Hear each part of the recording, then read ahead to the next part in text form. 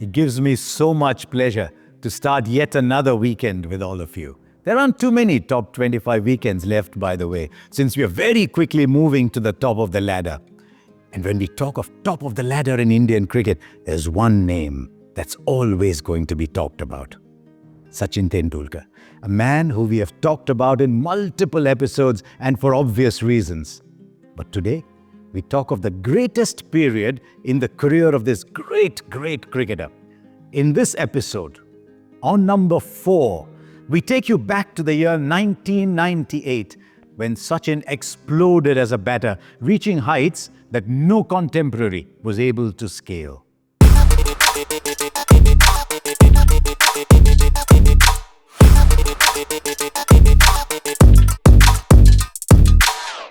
In the mid-90s, it was a three-way race to batting greatness. There was Steve Waugh, who made plenty of runs, if not in the most attractive of ways, and helped Australia win everywhere.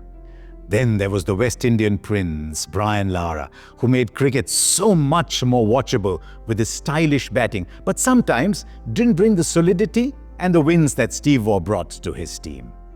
And then there was Sachin Tendulkar, the youngest of the three, who on his day could be as daring as Lara and, if needed, as solid as Waugh. In 1998, in his 9th year in international cricket, Sachin elevated himself to another plane to somewhat leave behind the other two masters. The year began with 3 back-to-back half-centuries against Bangladesh and Pakistan in Dhaka, one of which was a score of 95 in a final against Pakistan. In the deciding final of the same tournament, with India needing to chase 316 from 48 overs, Sachin took the attack to the Pakistani bowlers from the word go and laid the foundation of the chase by putting on 71 in just 8 overs. His partner Sourav Ganguly went on to get a century and complete a famous win for India.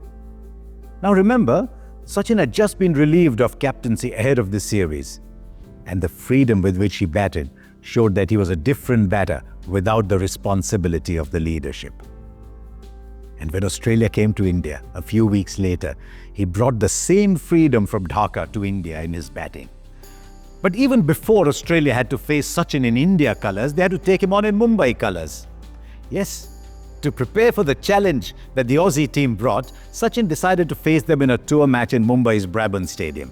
And for the first of many times that year, the Australian team were treated to Sachin's wrath.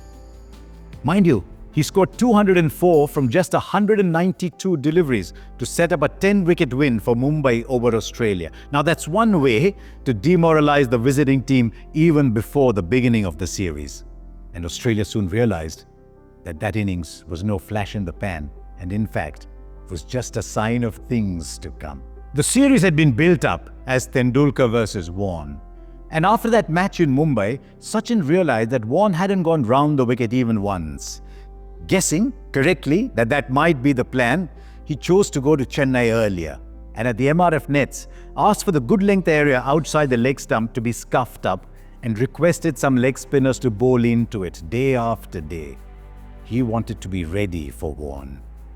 Australia had the upper hand in the first half of the Chennai test, but then Sachin showed that all his preparation to play the leg spin of Shane Warne hadn't gone to waste.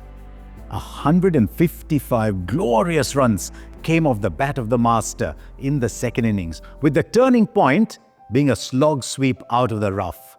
It was one of the great innings you will see. He then produced a bigger one with 177 in the same series, this time in Bangalore, scored at a strike rate of 85. It was wonderful, but this was still only Test cricket. In ODIs, from the 7th of April to the 24th of April, a day when he turned 25, Sachin struck 3 more magnificent centuries. One coming in Kanpur, an innings of great perfection, and the other 2 coming in Sharjah. Those two of his finest. The first one was in a match where India desperately needed someone to step up if they were to make it to the final of the tournament. And despite battling a back pain in the intense heat of Sharjah, Sachin stepped up and how. Such was the determination that even a sandstorm couldn't distract him from his task. He took on the Australian bowlers with the same ferocity with which he had taken them on in India, scoring 143 out of India's total of 250. And if Australia thought that the heat, the back pain and the sandstorm would take a toll on his intensity for the final, they were proved wrong in a huge way. Chasing 273 under the lights on the evening he turned 25, he just started right from where he had finished to smash a match and a tournament-winning century this time. Within 60 days, Australia, the most dominant side on the planet at that time, had seen 6 centuries come off Sachin's bat against them. And guess who was the one Australian bowler common to all those 6 knocks? The great Shane Warne, a man Tendulkar specifically prepared for in the lead-up to the Test series, for he knew that taking down the strongest link in that bowling attack would have an impact on the entire bowling attack. That was the brilliance of Sachin Tendulkar. So, from the beginning of the year till his 25th birthday on the 24th of April, Sachin had already amassed close to 1,300 runs. And luckily, no change of season brought any change in form. He scored runs in Sri Lanka, he scored runs in Zimbabwe, he scored runs in New Zealand, and he even came back to Sharjah towards the end of the year to score a couple of ODI tons there. Plus, there was another ODI century against Australia in Dhaka.